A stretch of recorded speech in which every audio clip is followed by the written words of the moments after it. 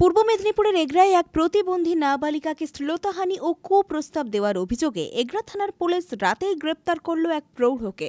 ঘটনাকে কেন্দ্র করে চাঞ্চল্য এলাকায়। ঘটনাটি ঘটেছে এগরার একটি গ্রামে। রাতেই প্রতিবন্ধী নাবালিকার মা এগরা থানায় লিখিত অভিযোগ দায়ের করেন।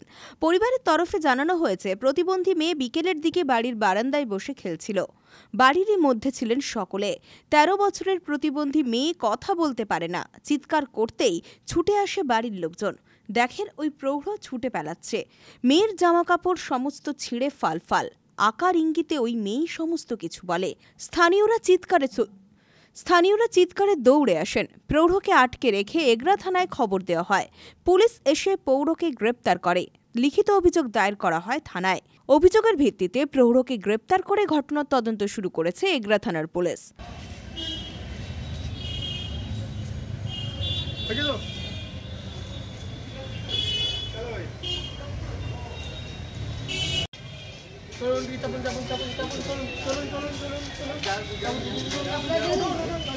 কাপড় দেন, জামা কাপড় দিলে হবে না।